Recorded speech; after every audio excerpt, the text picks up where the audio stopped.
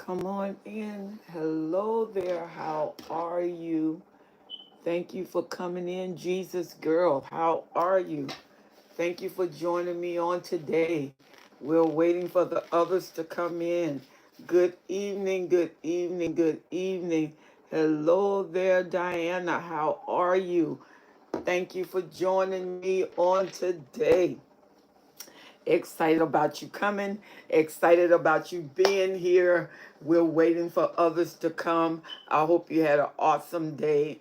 We're here talking live, and I want to thank you for those of you who subscribe and those of you who are writing me and commenting on my page. Thank you so much. Let's wait for the others to come in on today. So, how are you, Jesus girl? Good to see you on being with me live. You and Diana. We're waiting for some others to come. We're going to talk about toxic love. You know, many times we always talk about the love bombing of the narcissist, but it's venomous, it's toxic. And we're going to talk about that and how mesmerizing it can be. Hello, everyone. Keep coming in, invite somebody. Thank you so much for joining us on today. I really appreciate it. I'm excited, in the great metropolis of Seattle. It's very cold and wet here. So I hope that it's a little bit better weather where you are. When we talk about venomous, you talk about poison, toxic, you're talking about detriment love. And that detriment love can be mesmerizing.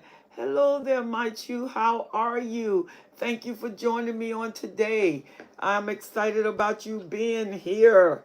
Oh, yes. And so we're going to talk about venomous love. We're going to get down to the grit and let's talk about some things. And let's talk about why it's venomous and why it's so mesmerizing.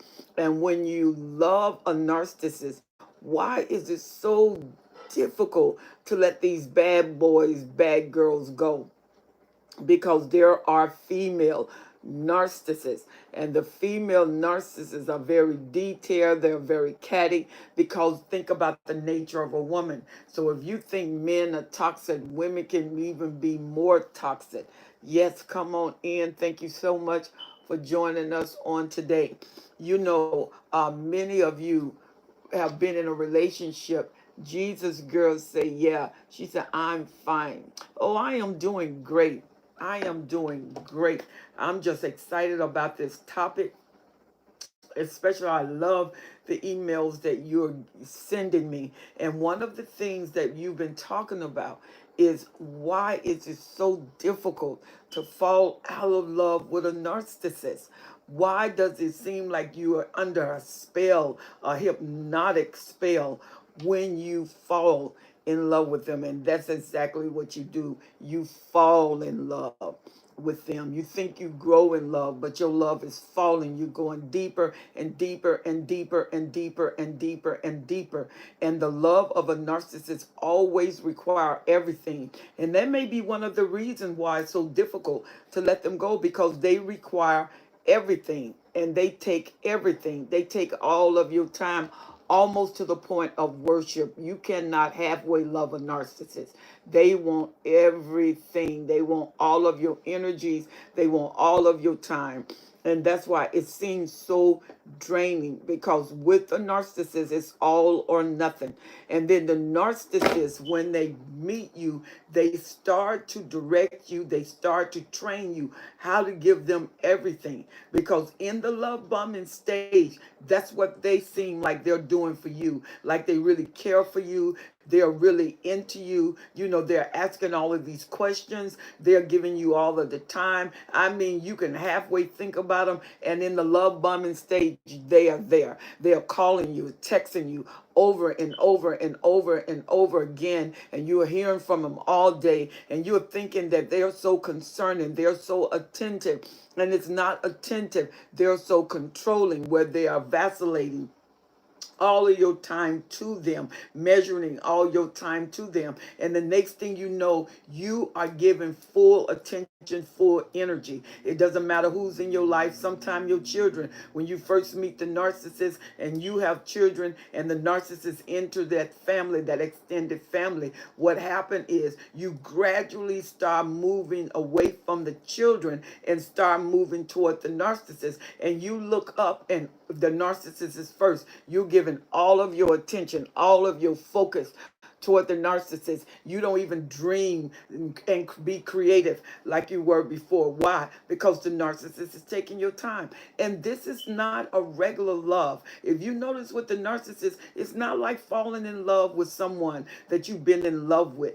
It's different. And most of you say that. This is a different love. This is the most different relationship that I've ever been in. I don't know why it's so consuming, because a narcissist is so self-absorbed unto everything that you do, everything you think, everything you talk about. It's about them. When you first meet them, it look like it's about you, because the narcissist is inquiring. They're inquiring, and they take this pathology of your past, of your likes, of your dislikes, of your pain, of things that happen, so they can get a historical account. Because believe me, all evidence and words that you've spoken in the beginning will be used against you. So let's talk about your experience with the narcissist. What made you so involved? When did you find out how deep you were and how difficult it was for you to pull away? You found out you couldn't just pull away. You could not just leave. Even if a red flag came, cognizant decedent, caused you to excuse it away. You made up an excuse why they did what they did, because you did not want to lose that love. That love was so addictive until you would do anything to keep it. You would do anything. Even later, if the narcissist told you they were married, you did not want to sever that relationship. And you usually don't date married men or date married women, but you find that this relationship, you are violating ethics, you are violating codes, you are violating things that you never ever thought of violating before, but you are doing it with the narcissist. So let's talk about that. Let's talk about your experience. What got you deep involved? And some of you, if you are still with the narcissist, let me know if you're still with the narcissist. And if you're still with the narcissist, what is your staying force? What is your driving force? What keeps you there when all of these red flags keep going, keep going, keep going? Are you saying that if I stayed, they would change? If are you saying that one day they'll change if they see my faithfulness, if they see how much I love them, if they see how much I care for them, they will be convinced to change? And the narcissist doesn't have a reason to change, because remember, the narcissist is very privileged, and the narcissist is very egotistical and entitled. The narcissist feels that you should be glad that they're in your life, that you really don't deserve them, that they're adding to your life. They're making your life better because they are there. Let's talk about it. So, Jesus girl, let's talk about you and your relationship with the narcissist. When you first met the narcissist, what was your experience with the narcissist? And what was the callous that kept you there? Even when the red flags would come, what was the driving force that would keep you with the narcissist? Because there are some people that have been with the narcissist. And I met one lady, some of them have been with him for 50 years. I met a lady, 60 years. 60 years she was with the narcissist. Jesus girl said, she said, I really cared for him. She said, and this, I wanted his approval at all times. Absolutely. He was just that important to you until you wanted his validation. Isn't that something? When you're looking for validation, you don't want anything to go wrong. You don't want to disappoint the narcissist. And just think, when you was with the narcissist was very inquisitive. They inquired of the things you want. They were very attentive. When you talk, they listened. They gave their entire ears to what you were saying. And you were watching them all into your conversation. And you thought they was into your conversation because of you. They were into your conversation because they need to peel back who you were and to find out about you and to find out about your weaknesses, to find out about your hurts and your pain. Guess what? Because all things that they got from you in the beginning, all of this evidence was eventually going to be used against you. And like Jesus girl said, Jesus girl said, I really, really wanted to get his validation. I wanted to get his approval at all times. I wanted him to like me. I wanted to please him. Isn't that something? At any cost. At any cost. Love bombing is the love that hits your emotion in an explosive way. It's like this dream love. It's the love that you only can imagine. You know, it's like a fairy tale. So when you grow in love with, when you fall in love with the narcissist, you are thinking, how did I get them? How did they get away for so long? And then the narcissists tell you they have something to tell you. And what they tell you is they've been married for 30 years. They've been married for 20 years. They've been married for 10 years. But the relationship with their wife is not working out. And the wife doesn't love them. And they're doing everything they can to please her. And they're just lonely. And they just want to be happy. They just want somebody to love them. See, first of all, they are married. So it doesn't matter how happy they want to be or how they want somebody to love them. You are a married woman. You are a married man. And you should be off limits. But the narcissist does not exclude themselves or make themselves off limits. As a matter of fact, the narcissist will tell you, you are what they've been looking for. They've been waiting all of these years and they never felt like that. And they wish their wife could love them. And see, they telling you because when you start pulling on them, their excuse is that they're married. Or if you meet someone and they're not married, their excuse is they've never been in love before. This is the first time they felt like this. And you got to remember, when you meet the narcissist, you are so perfect in the beginning. You are everything they want because you have no failures. You don't have any mistakes. And the narcissist will tell you you're everything they're looking for. Jesus girl said, yes, he always asks me so many questions. Absolutely. She said, and get to know me. She said, and set out. And then the end, he used it all against her. She said, and start warning her about her mistakes. See, all of it. All of it is a bait. In the beginning, it's the bait. And based on the type fish they catch, that's the type hook you need. And so the narcissists get into you to find out your weaknesses, to find out your strength, because some people are easier than others. Some people have been hurt and they've been wounded. So you have to get in their heart. A wounded person you have to deal with in a certain way because they got all of these walls, all of these gates, all these fence up because they are hurting already. The narcissists want that. They want you when you're weak. They want you when you're wounded. They want you when you just got a divorce. You just lost a husband. You just lost a wife. You just lost a job. Because the more vulnerable you are, the more accessible you are to the narcissist. He pointed out all of my mistakes after I told him everything about me. Absolutely. Absolutely. That's all he wanted. That's all he wanted because he needed a way in. Hello, Ari. How are you?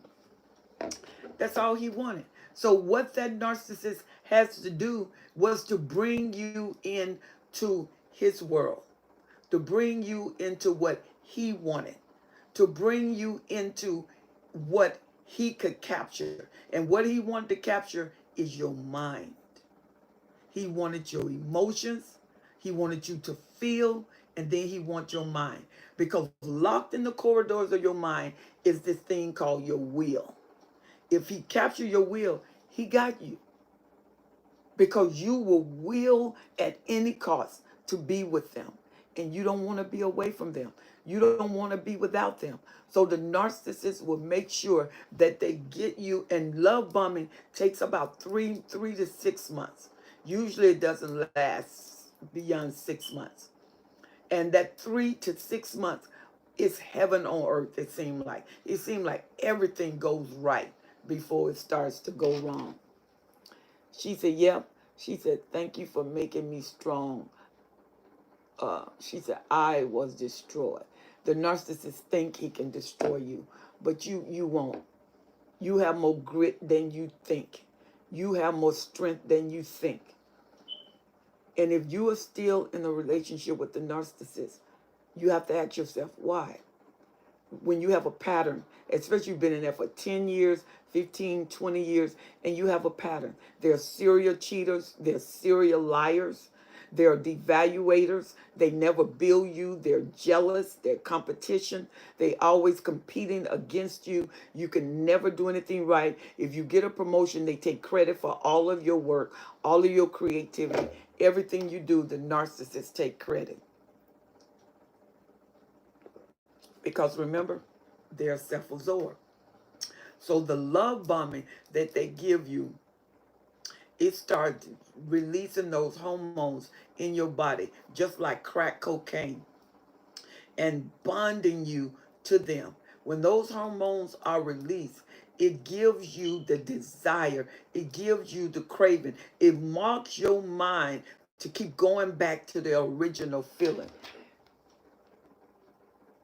Ari said, I just got a restraining order against my narcissist ex. She said, made multiple Facebook lives insulting and threatening me because I put him out because he was extremely self-centered and a complete user. Yeah, that's about right. Absolutely. Totally self-absorbed. Everything's about him. And he was physically abusive as well. Smart move. I think it's a smart move. Of course he's angry. And so what you have to do is block him off your page. And you have to block him off your page before he go through your friends. Because what he does is go through the back door and go through all of your friends to keep contact with you. And the best thing you can do, especially when they're physically violent, because he could be a malignant narcissist. A malignant narcissist can be very dangerous. They're very controlling. They're very abusive. Come on, they're not covert. They are very overt. They're very rude. They're very loud. They're very boisterous. And if they can't get their way, they do a smear campaign. And that smear campaign, they, especially your covert is very charming. Everybody loves them. They seem to have it all together. They seem to be kind. But that's the outside. And in the inside character, they just a little hellion. The storm winds are always blowing. And see, that's why the narcissists spend a lot of time in that love bombing. Because what they do in the first 3 to 6 months is what's going to carry that relationship. That's what's going to carry that memory. And that's why everything goes into the love bombing. Yeah, she said he was definitely physically abusive. Hello there, Kelly. How are you? She said, thank you for making me. Oh, you are so welcome. God bless you. But you know what? You think I made you strong? No, I tapped into what you already had in you. You already had strength there. You just need a booster. You just need an activator. So that shows you you are stronger than you think. You are more powerful than you think. That's why the narcissist has you. You think the narcissists don't see that? They see all of that. And because most narcissists have a tendency to be intimidated, they can be scary unless they are psychopathic. The psychopathic narcissist is fearless. They're a high-risk taker. The psychopathic and the sociopathic can be a very introvert, and some of them are extroverts, but a lot of them are introvert. They're very cunning, very cerebral, thinking, calculative, and they can be very quiet. And the sociopath is a constant thinker. They are without feelings, they're without empathy, and they are not sorry for what they do. You think they're sorry. They're not sorry for what they do. They're sorry if what they do did not assist them or they got caught. Ari said, yes, I get anxiety when I'm around him. Absolutely. Hello there, Heather. How are you? Of course, you get anxiety. That's what they're full of. They're not full of peace.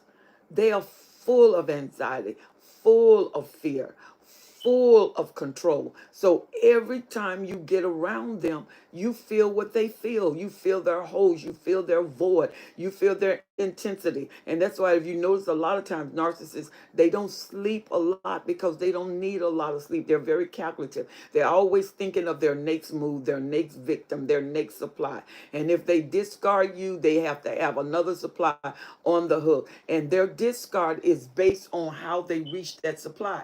If they haven't totally reached that supply, they have a temporary discard. And that temporary discard is only extended to the point where they capture that other prey. And that prey is that supply. And when they hook that supply, they totally discard you until they come back for a Hoover. And that's why the love can be so dangerous, because believe it or not, that first 3 to 6 months can carry you years into the relationship, like 20, 30 years. You keep trying to get that other high, and that dopamine is working, that oxytocin is working in your body, bonding you to them, holding you to them. And it's like that high. You keep wanting that high. You keep wanting that touch, that first kiss. You keep wanting that attention. Yeah. And so usually if you see the narcissist with someone else and they discard you, guess what you see them do? You see them give that second supply all the attention that they should have and could have given you. They should let you know that they could do it. They don't want to do it. And so they hold back from you to capture you, because the hungrier you are, the more you will pursue them. Hey, A. York, how are you? She said, yes, they are little hellions. She said, an external storm. Yeah. She said, I just confronted 2 hacking knocks. She said, though I was in a schemish, let me see. She said, and I turned it into a full-scale global nuclear war. Dangerous covert. Now that's warfare. That's warfare right there. And the covert narcissist is so charming to everybody else. Usually everybody else loves the narcissist, and they look at you and tell you how lucky you are and how you should feel just privileged to have that narc. But they are not behind those doors when all hell has broke loose in your house.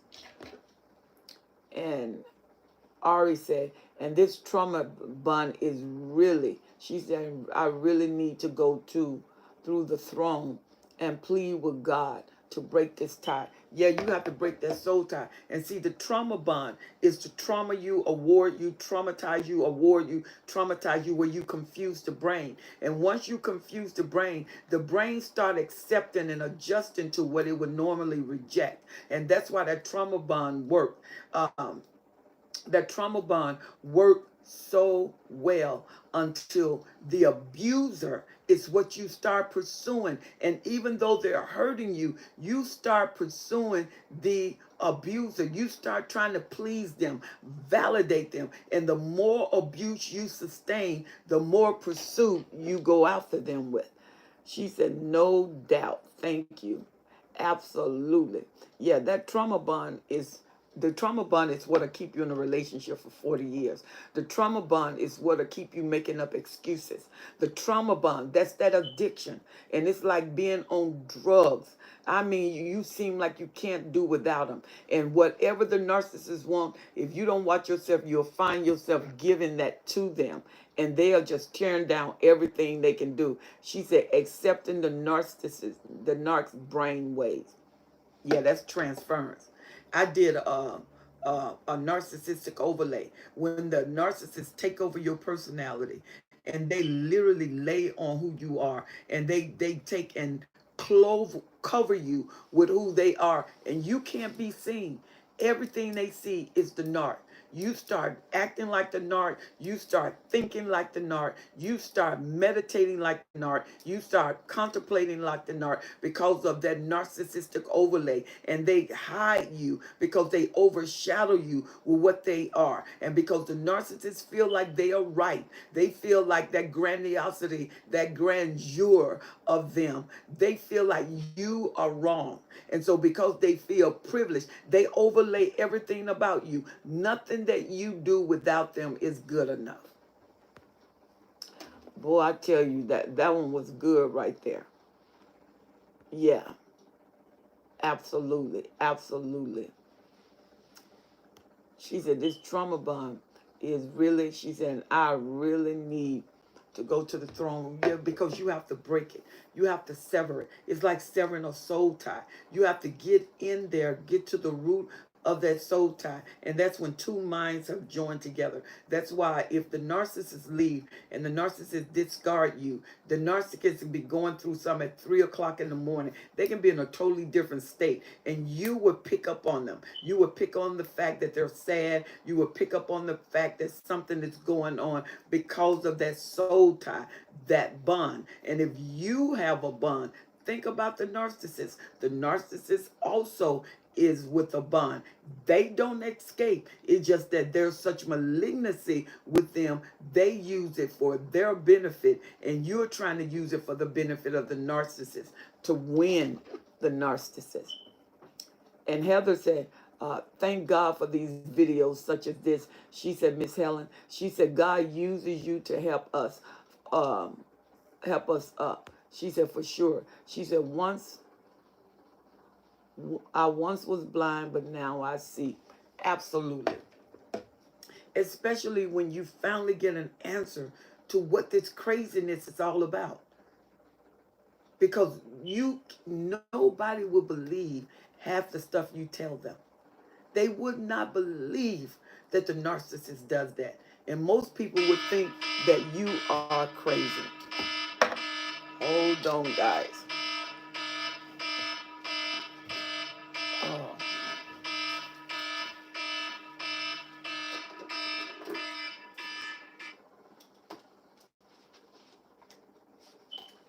All righty.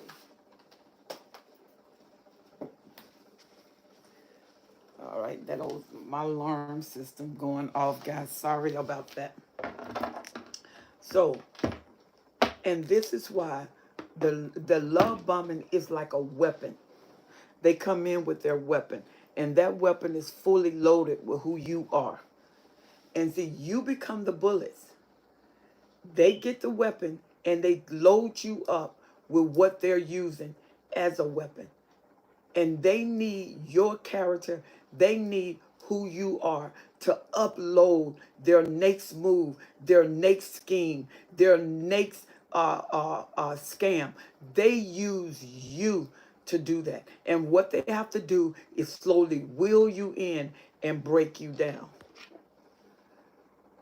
Um, and Kelly said, my divorce it was in Zoom to keep, uh, what is this? Despairing from camera and coming and going. She said, I don't know why. So you did a Zoom divorce? Is that what you said? Thank you, Haka. How are you? She said, mine started calling me mama. She said, and then mother. She said, and I read that it's a tactic that they use their mother instincts to activate and create bonding hormones to trap you. But see, what they're telling you too is the seniority of where they got their stuff from. More than likely, when they start calling you mom, that's the tormentor. That usually when they do that, the mother was a narcissist and she was the tormentor. And he submitted to that tormentor. And so he calls you because that's his revenge. And it's a reversal to get back at her. he torments you, and he calls you that so that you can release. It's like a bee that is releasing pheromones, or a mother who releases hormones. When that baby cry, her breast duct goes down and the milk starts to flowing. That's why the narcissist does that. And it is a tactic to get those bonding mechanism going so that they can hook you. But that's a skilled narcissist. They know what they're doing. Hello there, Miss Chu. Uh, she said, oh my God. She said, my own called me mama. Also, uh, wow. Absolutely. So you know that's a tactic. She said, true, my sister Narc uses um, the mommy energy to ensnare his supply. Absolutely. Because it's the bonding, it's the letdown vow. She said his mother died when he was 12 of alcoholism. Oh, okay. She said, yes, and that is creepy. And see, the narcissists identify in their place of pain. And their place of pain is also their place of revenge and refuge. And so they hide in those places of refuge because remember, the narcissist is locked in themselves and they can't come out. And they're fighting within themselves. They're fighting those voids. They're fighting those empty spaces. And then they put all of that weight on you to try to fulfill it. And you can't. So they end up being angry at you because you can't fill those shoes. You can't fill those spaces.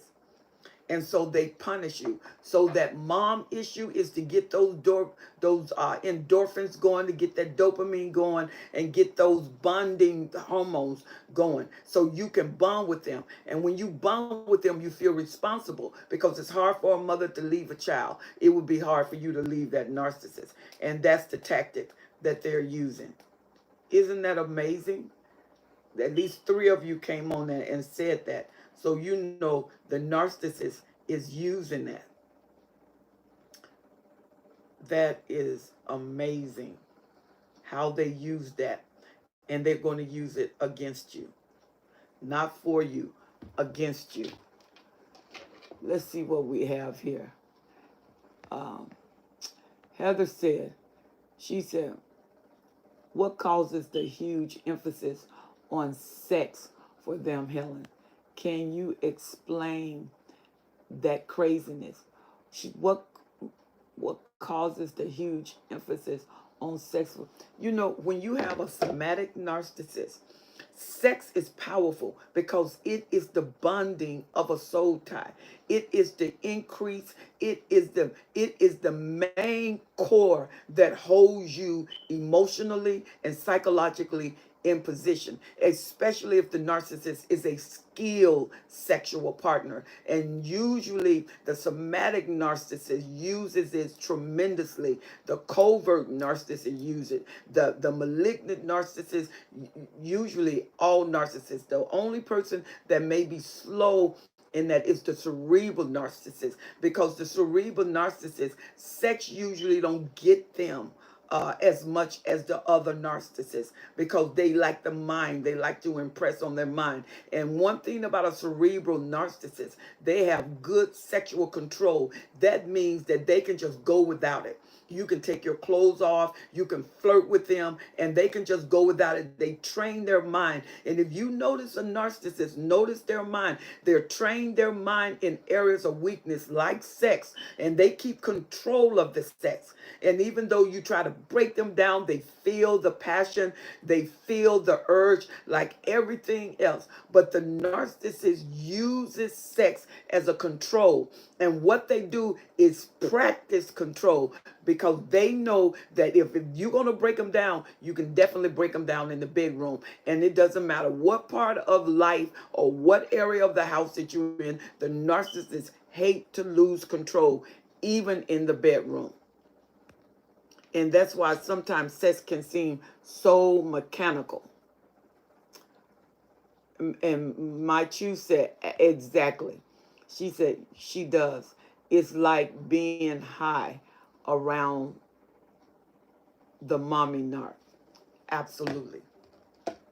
Absolutely. So don't fall for that. When the narcissists call you mom and hit you, and then some narcissists have had strained relationship with their mom, very strange relationship with their moms. And some narcissists, male and female, can be perverted, because you got to remember, when the narcissists see a child, they don't see the child, they see an extension of themselves. And if it's an extension of themselves, then they can bring pleasure to what is an extension of themselves, which is that child. They don't see incest. They see that I have a right to that because that's part of me. And that's why it's easy for some narcissists to rape their children, to be pedophiles with their children. And so when the narcissists come to you and call you mom, they could have had an awkward relationship with their parent. And you can sense that. And if you be around the parent, you can sense the strangeness of that relationship with the mom. It's either controlling, or the mom treating the child, the son, like a husband. She's and hey Sandra, how are you? She said, I've been separated from my narc for a year now, and he's still trying to hoover. Oh, of course. You was probably good supply. He haven't found any supply that good yet. When a narcissist can't find the supply he had, they try to come back. And some narcissists can be gone 2 years, 5 years, 10 years, 15 years. And whenever they come back for the hoover, they come back to the last phase. They think you are the same person that left. They don't treat you like you've grown, because the narcissist has patterned themselves into a limited measure, and you'll find them doing circling over and over and over again. They're 40 years old, but they act like they're 15. So their trauma was at 15. They're 60 years old and they act like they're a teenager. Their trauma was in their teenage years, because the narcissist would tell off on the place of his pain. And Kelly said, he mistreated me, and yet he will call my sister and my mother. Everybody think that I was the bad. Of course, of course. She said that I was the bad one. My family in Africa was, and I was very lonely. See, and those flying monkeys, he's using your family. She said that is the golden truth. Absolutely. She said, and they rolled back into casual for hoovers. Absolutely. And see, the thing is, you move on. The narcissists don't move on. The narcissists don't know how to move on. You can be with the narcissist, and even though they mirror all of these people they've been with, they still stuck. They mirror them, and they still stuck in their immaturity, even though they're mirroring new supply. And you can tell, because the narcissist is going to tell off on themselves. They're going to bring back a character trait that wasn't there before, and you know they've been with someone. She said there was just nothing normal about them at all. She said, thanks for explaining that. She said, I didn't understand why a 50-year-old and a 29-year-old married. Yep. She said, still stuck at the beginning of the butterfly stage. Absolutely. Absolutely. The age of the narcissist is demonstrated through the pain of the narcissist is demonstrated by the way they act. And sometimes you're with the narcissist, they're having temper tantrums. They're 40 years old having a temper tantrum. They have to have their way, especially if you marry a narcissist that was a golden child. The narcissist was a golden child, cannot take no. They already got a problem with rejection, where the golden child really have a problem with rejection. Because 9 times out of 10, everything the golden child got, they wanted. Everything they wanted, they got. And they was always right.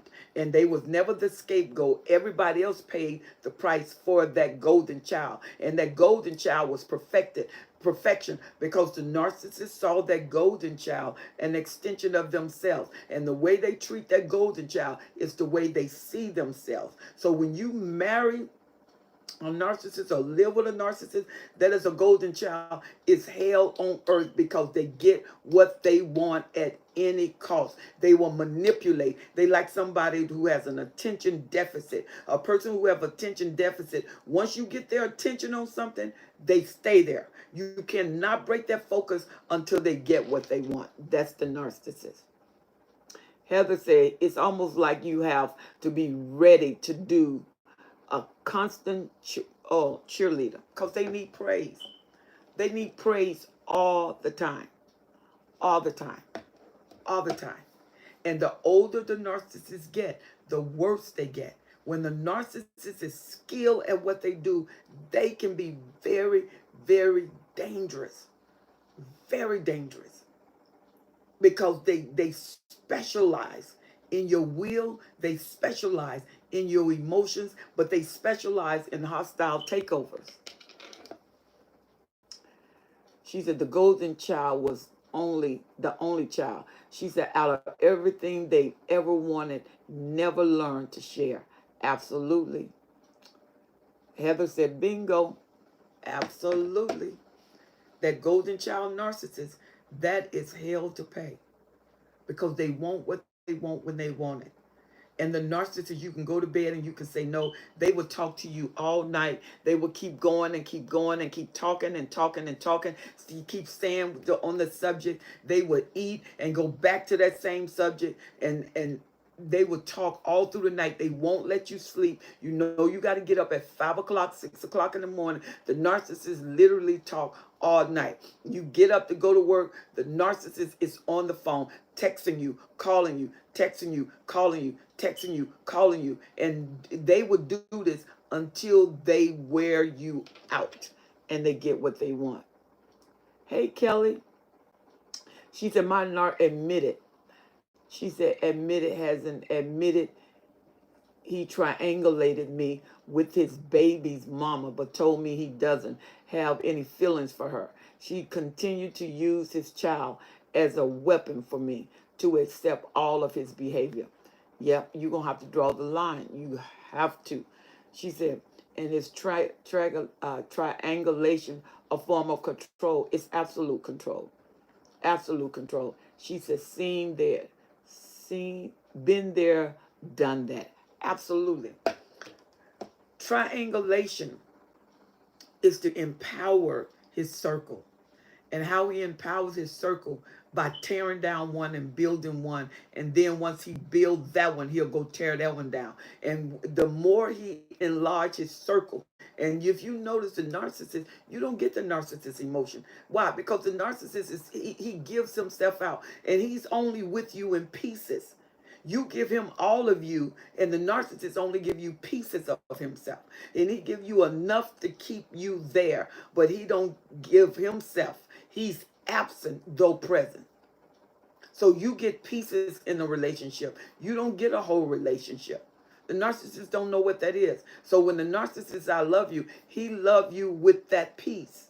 Because that's yours. And then somebody over here gonna get a piece. Because there are narcissists who have harems. And I mean, every 3 months they circulate. Every 3 months. And they do this every year. He has so much supply until he have a year supply. And he keep them in sets. So that he can, for this 2 months he's there, and this 2 months he's there. And he got all of these women, and each of these women have their months. Each of these women have their time. And this is one man with all of these women. And all of these women love him and would do anything for him until they wake up. Yeah. Heather say, they just constantly stay mad. She said, I'm learning to start whistling very merry on birthday from Alice and wonder, oh, okay. She said, from day to day, they sit and plot almost like a rattlesnake sitting to strike. Absolutely, because they got to keep their control. So she said, what you end up getting is Satan and his legion. Absolutely. The longer they stay and the more they grow, the more problems you have. Because you can tell that there's a power or a force that is beyond that human element. And that's why you can feel it. Sometimes it feels climby. It can feel icy. And remember that narcissistic stare where the eyes are black and they're looking at you, look like they're looking through you, or you can feel something with them that's not right. and it doesn't feel right. It feels evil. It feels cold. The climate of the house change, and it makes you uneasy. It unsettles you. The kids get rattled. The kids cry, and you're wondering what's going on because there's another host oftentimes that is operating with these people. Hey, Deborah, how are you? She said, oh, those black eyes. Oh, yeah, once you see them, you'll never forget them. Sandra said, these are Satan children. Uh-huh. She said, they are constantly agitated, stalking you. She said, and they think means that they are working on themselves. They don't see it or need to work on themselves. My ex-husband always looked at me with with that darkness in his eyes. Absolutely. She said he used me to get document passport. Immediately he start his problem because he got what he want, Kelly. Sandra said that's really scary. MMXW say they are possessed by demons, and I seen it in his eyes. She said it wasn't even scared. She said they put here. Absolutely. Hey Tamika, how are you? You know what is amazing is you can be with a narcissist, and most people would think you're crazy. Most people would think something is wrong with you. Most people, and if you don't watch yourself, you will start agreeing with it because what they do is really crazy. It's really ridiculous. And you saying this can't be. Nobody in their right mind will ever do that. Absolutely. They're not in their right mind. Heather says, and constantly sneaking around listening to you from the other room. She said, anyone else experienced this? Oh, yeah. Oh, yeah. They're snoopers. She said, why does the narcissist call their victim a narcissist when they get discarded or lose control? Because they're telling you what they are. She said, I lost my best friend. The narcissist man of hers drove her to a heart attack. Oh, my God. You know, I did a video on the physiological damage of being with a narcissist. A narcissist can cause all kind of damage. I mean, your body can go haywire. There are so many systems that can go offline because you're constantly under stress. You're not in the peace. You don't know whether to run. You don't know whether to be in fear. You don't know whether to fight.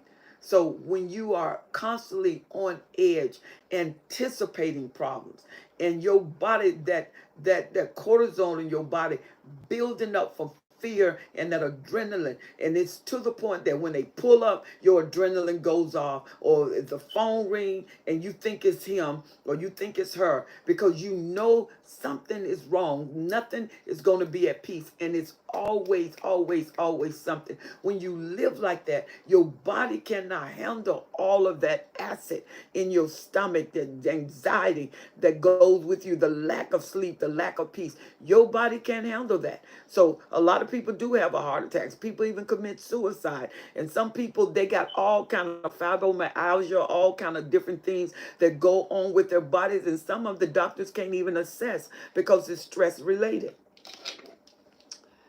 Heather said, my teenage son discovered that tactic and brought it to my attention. You just said it, Helen. A person in their right mind. Absolutely. She said, and MM says, Ari, she said, that's what happened to me after I left him. After 5 years, he called me a narcissist, telling on himself. Absolutely. She said, that's why I left him. He had become physically, she said, I left him. I become physically sick. She said, and thank God for the internet. She said, and I learned about narcissism and I was out of there. Absolutely. She said, narcs create high cortisol level. Always, always, always. Devaluation idealization, and what they do is build you up just to let you down. They're going to always deflate you. But the narcissists like to build you up, and the higher they build you, the more they deflate you, because remember that trauma bonding is going to keep them there. And so when they discard with a trauma bond, it gives them more opportunity to get a successful Hoover, because you feel like you can't do without them, because you really addicted to the narcissist. That's why we call it venomous love. She said, because they marry a supply, that does not mean that they are 100% true. Absolutely. She said that the supply swear that they are a changed person all the time in this stage. Oh, they're going to go through everything you go through. They're not going to go through anything different. She said, my ex-husband was upset at me for praising God and not him. Horrible. Absolutely. Because they want the praise of God. They don't want you to praise God. Most Christians with a narcissist, a lot of them end up leaving God and have to come back to God, because the narcissist is so much work. They take everything. They take everything you got. The narcissist is a lot of work. They are a lot of energy. They are energy drainers. And that's why you feel tired. You go to the gym to try to get your strength up. You're taking vitamins to try to get your strength up. And you still tired, because your body is on overload. Your body is on overload. And that's why you go to the doctor. They're giving you all this medicine. They're trying to find out what's wrong with you, but they really don't know what's wrong with you. Why? It's stress induced. You are being with a narcissist. Narcissists have proven, even through sonograms and x-rays and different measures, that they affect the body. And your body is under so much stress. All of your systems are going off the chart. Your blood pressure, sugar, all of that is off the chart. And then once you leave the narcissist and you wean away from them, when you leave immediately, it doesn't happen. But as soon as you leave the narcissist and you start to wean away from them, you know all your systems start coming back online. You start seeing that hindsight 2020. You're not blind like before. Like a young lady was saying, I once was blind, but now I see, because you're getting more information. And the more information you get, the more enlightened you are. And the more enlightened you are, the more you can get strength. And the narcissists know when you coming into a strength, because they stop getting away with everything they were getting away with. And you're not putting everything around them. Heather said, no, they sure don't. She said, that reprobate mind in the full effect, when that messy talk against God start taking place. She said that's when you know that Satan is right there in front of you. Yeah, the Antichrist spirit. She said, yes, every time I play the gospel, he will get upset and he will enter the car. He went into the car till I turn it off. Definitely. You know what? Telltale signs. Telltale signs. But you know what? You can place an anointing on you, baby, and just pray. And whether you have music or not, the anointing on your life would drive them bonkers. Why? Because it's a power force. It's a shield. It's a protection.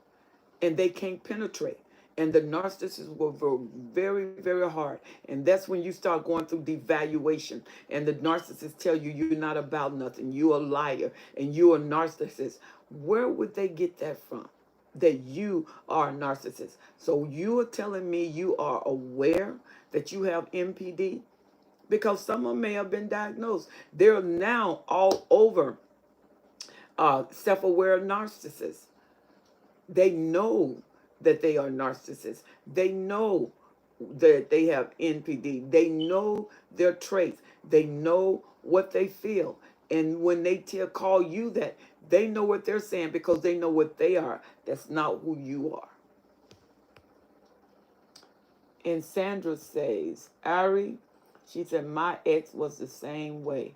He hated gospel. Yeah, gospel music. Of course. Anything God related. Anything give you strength. intimidates, frustrates, agitates the narcissist. Remember that. Because whatever strengthens you weakens them. And whatever weakens them gonna strengthen you. Whatever strengthens you weakens them. And whatever weakens them going to strengthen you. And that's why they sustain narcissistic injury. And sometimes you don't even know that you're doing it. And Heather said, I put a not today say magnet on the refrigerator. And the narcissist actually and went and bought a fridge for the basement for himself and a microwave in the garage. See, that's childish. That's childish. Confirmation. And you know what? Listen to me. You will spend 40 years of your life, 50 years of your life with a situation that is not changeable. And so what you have to do, you have to assess yourself. You got to start putting back into yourself. You got to start giving back to yourself. You got to start strengthening yourself. Whatever you do, even if you don't like to read, get a book and make yourself read. Make yourself read positive affirmation because you need to stimulate your brain in a different way. When you stimulate your brain, you're going to stimulate your strength. When you stimulate your strength, the narcissist cannot break you down. The narcissist can only be effective with broken down systems psychologically and emotionally. So you cannot let the narcissist break you down. Remember, this toxic love is venomous. And what venom does is goes through the system and break down your nervous system. And you don't let nothing break down your nervous system. When it start breaking down your nervous system, you're talking about your peace. It start breaking down your peace. And you want your peace above everything else. Hey, Danielle. How are you? Welcome. Welcome, welcome, welcome. She said, yes, he woke me up when he did that. She said they hate being reminded of the power of the glory of God because it's tormenting for them. What blesses you torments them. And you know what? If you go to a church, don't stop going to church.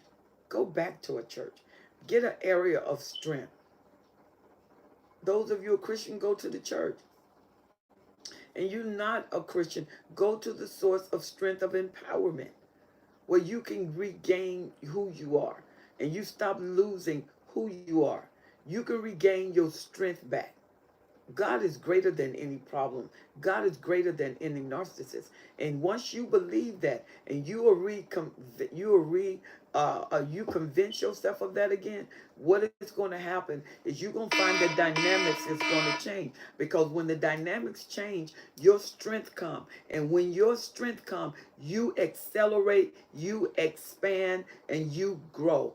And once you grow, you really leave the narcissist, because remember their pattern. The narcissist grows in wickedness and mirrors from the supply, but you're growing in strength and who you are. And because the narcissists want to dominate you, they lose dominance because you're taking your power back. You have to take your power back. A. York said, why get competitive over a magnet? It wasn't a magnet, it's the principle. Not only, she said, only a not think that thinking and behaving is normal. Yeah, of course. That narcissist see you gaining strength. It's not the magnet. It's the fact that you're getting strong. The narcissists don't know what to do with your strength. If you have a malignant narcissist and you are getting strong, the malignant narcissist, the psychopathic narcissist, sociopathic narcissist feel threatened. And they may take some very volatile actions that may be quite dangerous. The covert start to scheme. The cerebral start to scheme. The overt start to voice what is going on with them. The somatic want to stress you out because they need you to age, because they're about imagery and they're about looks. And the narcissists know that if they keep you up long enough, you're going to start aging. If they keep you wore out long enough, you're going to start aging. And if you start aging, they go to sleep. They're looking younger because they don't need as much sleep, because they're wanderers. They're vagabond spirits. So they don't need all that sleep that you need. You need your rest and you need your sleep. Heather said, took me 27 years until I finally woke up. She said, talk about a hard head. I was reading my Bible, she said, and the narc lost it, stating firmly how you are reading that blank blank book again. Oh boy, that is proof that you need to just get that book and keep reading it, because it's tormenting. Read it out loud. Now, if you have a malignant narcissist, I would not suggest that. But that covert, read it out loud. Channel that energy through the house. Channel it all in the bedroom. And that energy is in there and it's in the airways. Just like the narcissist attitude, well, you have a God attitude. You have a God image. And just like that attitude can permeate the house, so can that God image permeate the house, because both of them are frequency. One is positive, one is negative. You take that positive energy, put it through the house, speak it to your children, speak it to yourself, constantly converse that energy, because it's anointing. It destroys the yoke. There will be no burden that can stay once you release that kind of power, once you release that kind of energy. Heather said that was the game changer. She said, and God stepped into and let me know that this was the warfare he was teaching. Stand firm. Absolutely. She said, narcs will always keep you on the phone for 5 hours because they're wearing you out. It's not the phone, it's they wear you out. They don't need you to have strength, because if you keep not sleeping, you keep not resting, you keep being agitated, frustrated, irritated, guess what? You're not going to think right. And when you would think peace, you're not going to think peace. You're going to be just as tumultuous as that narcissist, just in torment as that narcissist, just as empty as that narcissist. And that narcissist want you like that. They feel better when you are worse. They feel better when you are tired. They feel better when you are frustrated. This venomous love would take you to the end where there is no resolve. You won't know whether you're going or coming, and all you need is to pull back and rest. So you have to invest in yourself. You have to rest yourself, because you got to be a thinker and you got to see the strategy of the enemy. And if you got kids, it ain't about you now. You got kids involved, and you can't just leave, and you have to plan every single thing. If you're working, you have to plan how you can put money away without causing a disruption in your house. Put little money away over a period of time in case it's necessary that you make a move. If you're being physically violated, psychologically violated, you don't have to stay under that kind of tyranny and keep taking it until he break you down. Like the young lady said, her friend is not even here. She had a major heart attack. And guess what? The narcissist is still here, but her friend is gone. She said, me and my mom have been watching you for almost 4 years, and we are strong now. Yay, good girl. That's what I'm talking about. High five, baby girl. Yep, they're absolutely cruel. She said, my narc used to come to my job to argue, so he could argue on the phone. Yeah, just, if you don't say nothing, he was a malignant narcissist, Sandra. He's dangerous. You can't argue by yourself. Nobody wants to argue by themselves. It's no fun to argue by yourself. You need somebody to argue with to keep the conversation going. You don't have to. You don't have to. If he's a malignant narcissist, you do have to be careful how you handle a malignant narcissist, sociopath, and psychopath, because they're very violent, they're very reactive, and they're very, next thing you know, they are reflective. They done hit you, and next thing you know, you got a whole scene going on here. And remember, whatever you tolerate, you cannot change. So you have to have some standards about physical violation, psychological violation. Don't permit it, because whatever you allow the narcissist to get away with, the narcissists think they can, and they are not going to stop. They're going to continue it because they think that you approve of it. Hello there, Miss Butter. How are you? She said, I'm still new at this, and I have been so stressed out. She said, and tired. She said, and I have a 6-week-old, ooh, baby, and he called me fat. Oh, wow. She said, and I'm trying to gain my strength. Yeah, you're going to have to work on that, because everything is new. Sober chick, everything that's new. I'm going to talk about that. She said, my best friend knew she had a malignant narc, and she was scared to leave him. Yeah, absolutely. She said, and the devil is in the details. Absolutely. When they threaten you, the threat is to keep you there. They're going to do what they want to do, but you're going to be controlled. You're going to be sanctioned. You're going to make sure that you walk those fine lines. You walk those limitations. There are so many domestic violence centers that are assisting women with children, that if you feel that you are threatened and you feel that your life could be at jeopardy and you tired of physical violation, look up domestic violence centers where you are, and see what they have to offer, and you can get out.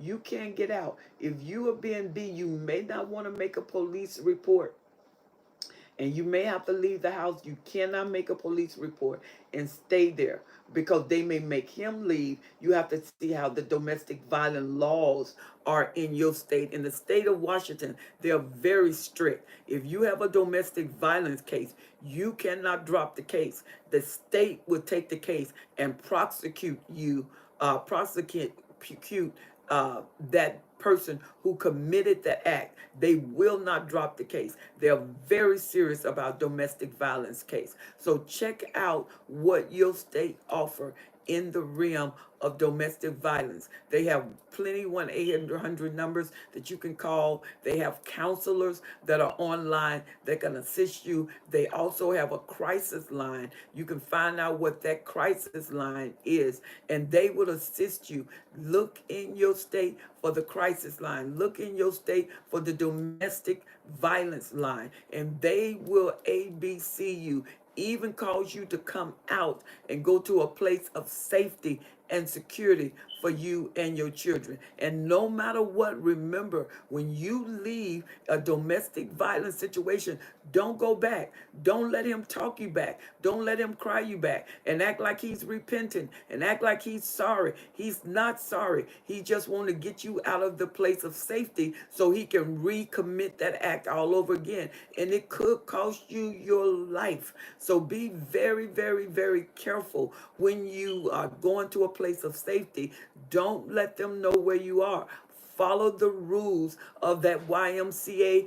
Follow the rules of the domestic violence center, because they will always shield you and your child from the predator. MM say, my father was one of the worst narcs. Lots of money, lots of education. She said, but I'm thankful, and he thought me to be independent because I protected myself from him. Good girl. And Aries said, yes, my ex literally argued for hours, 8 hours straight. Yeah, that was to wear you out.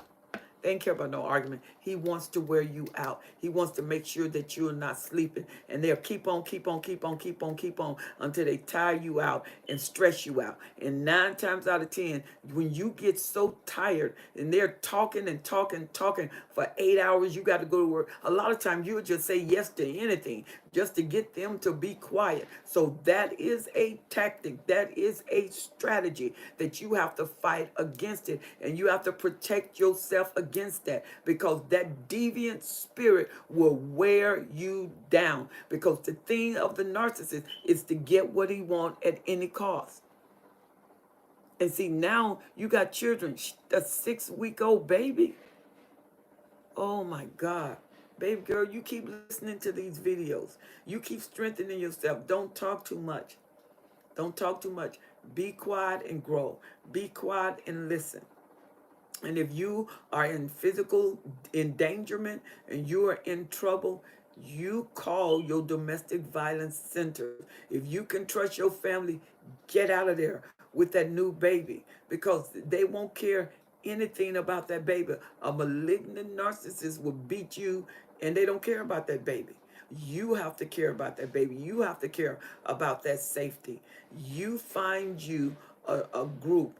And if you have insurance psychology today, you can pick a therapist, a counselor, and they can assist you. Your domestic violence center will help you. And I'm telling you, you don't have to sit and live in fear and be afraid to leave. That fear that he's beating in you is to keep you there at any cost. And it's the cost of your health, the cost of your life. It's not worth it. It's not worth it. Heather said, like a child sits saying, I'm not touching you. A. York said, and they, okay, I read that one. All righty.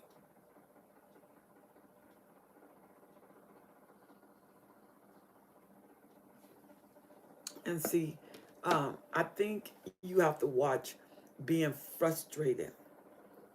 Being frustrated. When you are with the narcissist, you got to remember, every day that you don't regain yourself, you're losing yourself. Do me a favor. Go look in the mirror. When you get a chance and you're home by yourself, look in the mirror and look in your eyes and see what you find. Do you find the light of hope in your eyes? Do you find the dreams are still there? Or do your eyes look empty? Do they look lost? Can you identify yourself? Do you know who you are? If you lose yourself, you're all the children have. You're the one that's caring. You're the one that's giving. And like the young lady, a 6-week-old baby, oh, yeah, you need to know who is in your corner. You need to make sure that you don't have those flying monkeys, because sometimes your narcissist may get to your family. And when they get to your family, they tell him everything they want to tell him. And they don't even know that they're being used. But if you can get a group that will strengthen you as you rebuild, because you're going to have to rebuild yourself. That's a brand new baby. And you have to raise that baby and you have to strengthen yourself. So spend time investing in yourself, pouring in yourself. Spend time getting your mind to a place of growth, a place of development. Read channels the brain like nothing else. And the more you read, the stronger your mind get. And the stronger your mind get, you're strengthening your will. That when you need to make an imperative decision and it encases your will, you can make that decision without fear. Well, I tell you, this is really good.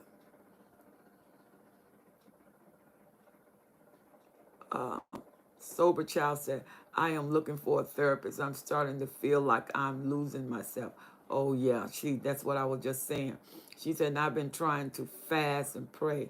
He calls my best friend when I try to just not talk for a while.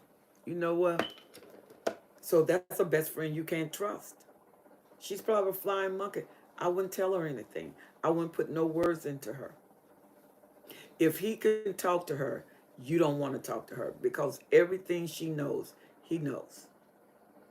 Everything he knows, she knows. So you probably need to wean yourself and get you a new friend, a new group, because the narcissist makes sure everything's close to you is close to them. And they will work very diligently, and there will be no extent that they won't go to get what they want. Believe me. Uh, yeah, Heather said, bingo again. Absolutely. Absolutely. If you have not subscribed to my channel, make sure you take time at this moment and subscribe to my YouTube channel. I'm telling you, it is literally amazing. It is amazing. It is amazing what can happen when you reveal yourself. A narcissist is not going to change. A narcissist is going to stay the way they are because they don't see a reason to change. In order to change, you got to be able to look inside of yourself and realize something is off.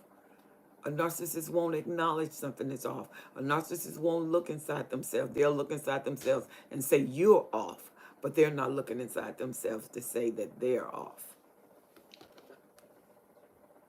Okay, and we have 15 more minutes, guys. She said, thank you. She said, they should make oh yeah, make a flying monkey. Absolutely. She said, I don't think he could. But watching your videos, Miss T, she said, I see it's true. You know what? Never underestimate a narcissist to get what they want. They will go to any extreme. They will go through your family. They will go through your children. A narcissist will go through anything to get what they want. Nothing is off limits. Absolutely nothing is off limits. She said, I sometimes miss work, and it was so exhausting. Oh, probably because he done talked to you all night. Yeah. That's why they keep you awake. She said, then you go to work tired, and it can put your job at risk. Absolutely. Absolutely. That's why the narcissist talked to you all night. That's why he followed you in the kitchen, followed you in the bathroom, followed you in the bedroom, and he's talking, and he keeps talking, and keep talking, because he wears you out. Because when you are tired, you are frustrated, and you're not 100%. And when you're not 100%, 9 times out of 10, the narcissists get what they want. Why? Because you wore out, and you just want them to be quiet. You just want them to hush. And finally you said, whatever you want. Well, that's all they wanted in the first place. That's why they kept going and they wore you out.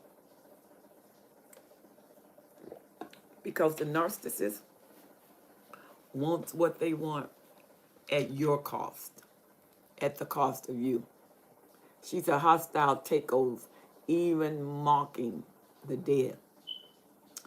You wouldn't think that that would be possible, but they do that. Absolutely. Miss Butter said, thank you very much for your wisdom. She's in guidance and support.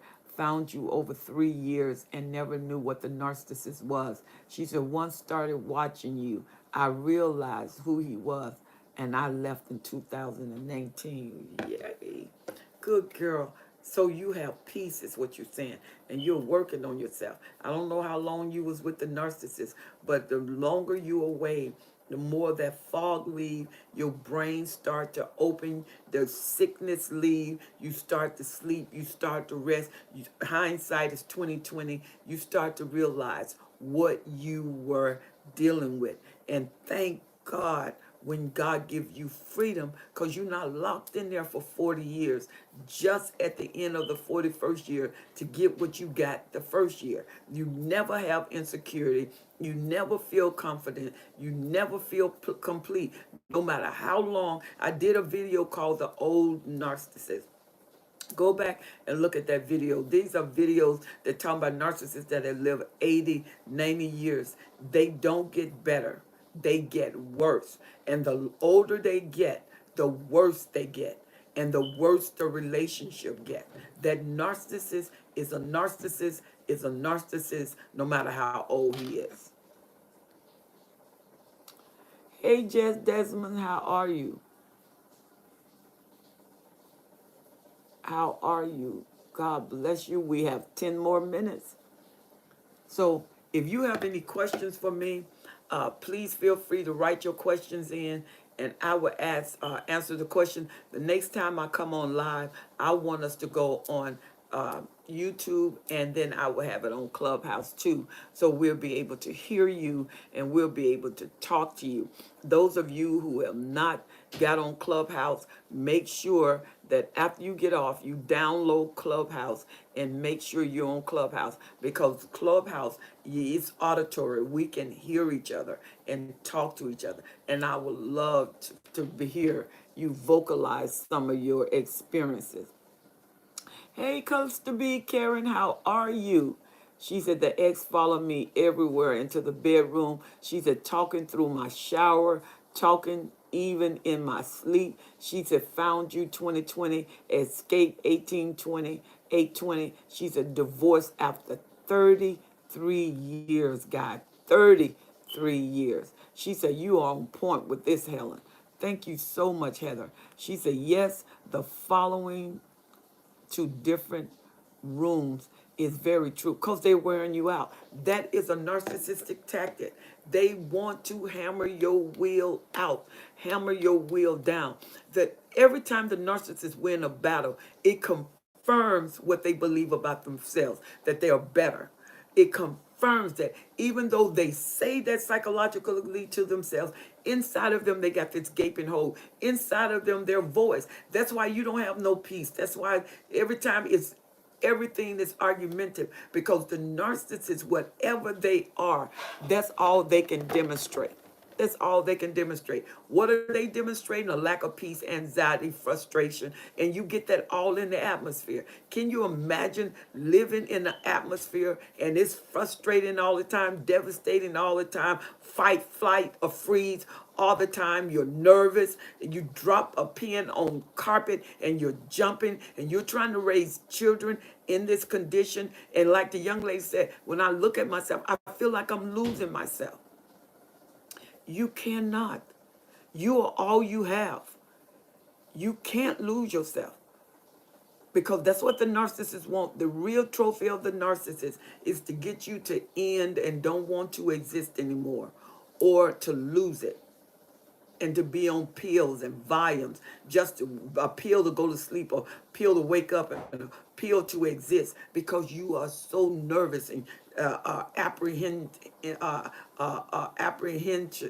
and you have no peace. No matter what you do, the narcissists want full control. And that's why the narcissists spend a lot of time isolating you from any kind of thing that is going to build you, strengthen you, isolating you from your family, isolating you from your friends. They would even plant a seed to divide you and your friend so they can isolate and conquer. Cluster B said, yeah, divorce 1120. She said, stalking and can't find me. Now he has multiple warrants for his arrest. She's looking all over the island, but cut ties with everyone. She said, never go anywhere. She said, I used to go with him. Safe now. Absolutely, absolutely. And Heather said the whole atmosphere, energy change when they leave and they come back. Absolutely. You got peace, you got rest when they leave. And then when they come back, that apprehension comes. Slowly, you start getting back all of those upset stomach. You can't eat. Your food is not digesting well. And then sometimes that cortisone, you wonder why you feel like you're gaining weight, even though you're not eating a lot. That cortisone in your immune system breaking down your metabolism, slowing down. You can't hardly sleep, and everything, you're doubtful of yourself. You have no real confidence. You have no real assurance. You feel ugly because you know they're cheating. You just haven't caught them. And even if you did, they deny it and say that you are hunting them down and you're smothering them. So you now are doubtful of everything. Heather said the whole, yeah, atmosphere changed with them. Miss Butter said they're abusive in every way and will cheat, lie. Yep, straighten out. She said, straight in your face. She said, and they want to destroy good people and steal your peace and joy. Absolutely. She said they carry stress and anxiety with them. A York, you sure got it right. And Cluster B said, I will be fine until I hear the key in the door. She said, and it was so pleasant finally to have peace and quiet. Absolutely. Absolutely. You know, venomous love. Think about it. When somebody say I love you, you have to recognize what they're talking about. Everybody have a different definition of love. Some people love it's they're going to cause pain. When they say I love you, look for the pain because that's all they know. Their love is filled with pain. Their love is filled with stress. Their love is filled with anxiety. And that's all they know. Because the narcissist, you need to hear their definition of love because it has nothing to do with giving respect. None of that. When loving you is killing me, that's not love. And the narcissist love is a killer field because it kill out your emotions, it kill out your confidence, it kill out your dreams. And you cannot live without a dream. You cannot live without a vision. And you cannot live without you. You got to have the confidence of who you are. And the young lady that got the 6-week-old baby, you're new at this. Listen to these videos. Stay with us. Stay on it. Subscribe to my channel. Every time I come on, you will get an alert. Make sure you push that bell. And the more and more you listen to us, the stronger and stronger you're going to get. You're going to get stronger and stronger every day. As a matter of fact, I want you to say this. Every day I get stronger and stronger I get every day. Just say it. Every day I get stronger and stronger. I get stronger and stronger every day.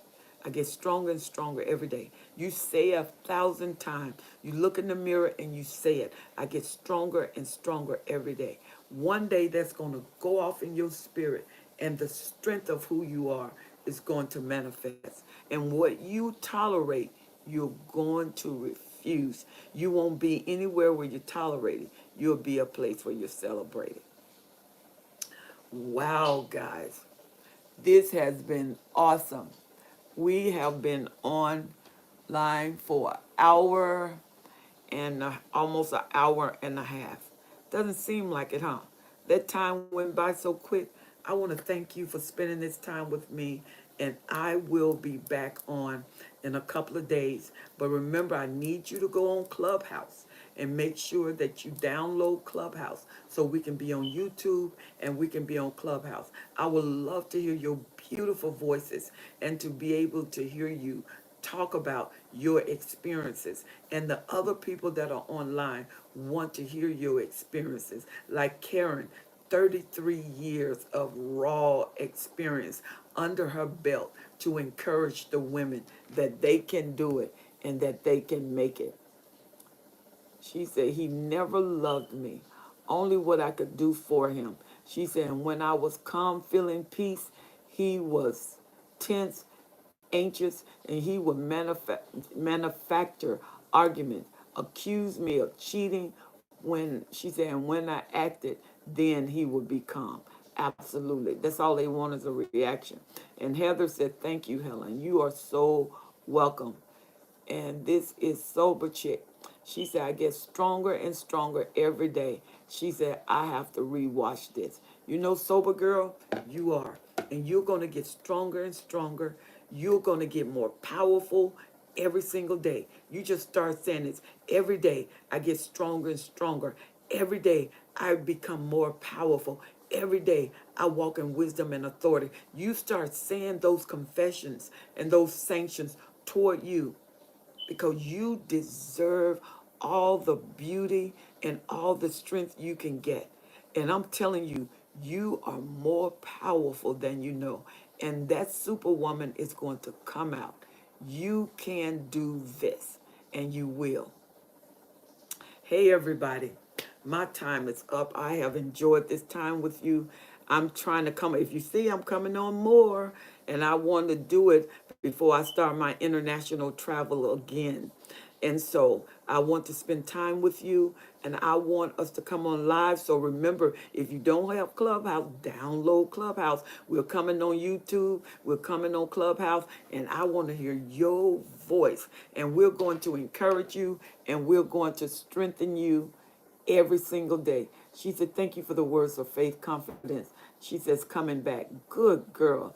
She said, and my youthfulness and my youthful appearance. I am so glad. She said, thank you. It was great. My Chu, you are so welcome. Thank you, Danielle.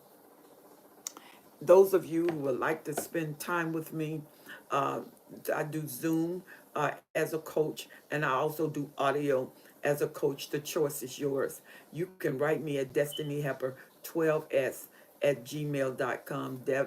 Danielle is putting my information on here, destinyhepper12s@gmail.com. And once you write me, I will get back with you, and I can get an appointment. You can get an appointment with me, and I will look forward to talking with you, especially the young lady with the 6-week-old baby. I would love to have some chat time with you. I would love to have some chat time. So write me a Destiny Hepper 12S. Make sure you put 12S, Destiny Hepper 12S @gmail.com. And if you have not subscribed to my YouTube channel, make sure you subscribe. So when I come on and upload content, you will be the first to get that information. I am looking forward to it, and I want to do a Zoom. And on this Zoom, I wanted to spend some time with your Destiny Helper. You can ask me any question you want, and we can have a face-to-face view and a vocal view where we can hear each other, stimulate each other, the energy from this Zoom, just being around each other, seeing each other. You will be amazed how powerful that is and how you can carry that with you. I will let you know when that is. Write me and let me know. This is something, Helen, that I want to do. I want to do a Zoom with you. I want to talk personally with you. I want to ask questions with you. And I want to be with my tribe, my sisterhood, and ask questions with them and hear what they have to say. If that's something you are interested in, I want you to write me at Destiny Hepper 12S and say, this is what I want to do. Destiny Hepper 12s@gmail.com, and we can get it done. And I'm telling you, it's going to be amazing. And ladies, I am looking forward to it. I want to thank you for this moment. I want to thank you for this time. In a couple of days, I'm looking to come back on live. And remember, we'll be on YouTube, and we will be on Clubhouse. I love you. Thank you so much. And remember, you're going to be all right. You're going to get up, and you're going to make it. And we're going to be right here holding your arms up. Guess what? I'm going to see you on the next video. Know that I love you. Don't forget to make sure you subscribe to my YouTube channel, like and share the page, and go back and listen to this again and fortify yourself. All right. I'll see you on the next video. God bless.